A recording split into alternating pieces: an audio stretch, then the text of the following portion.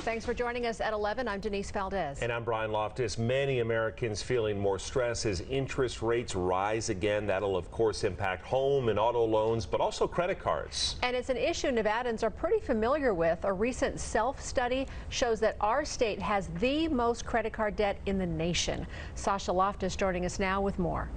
Denise and Brian, a lot of people are struggling to make those minimum payments right now. I spoke with a woman who had to use credit cards to get her business up and running. Now she says the majority of her income goes to paying them back.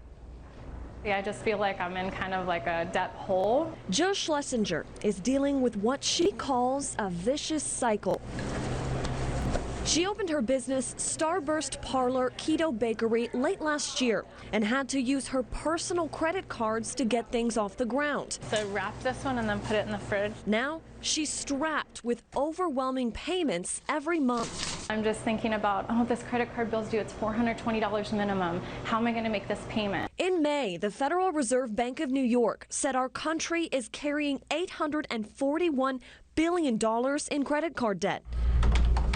Financial advisor Mahesh Odhrani says inflation and another federal interest rate hike could make things even harder. They may not have saved up a rainy day fund or have a savings account that they can dip into. So where do they go for additional cash and additional resources? Is credit card. But he added there are options.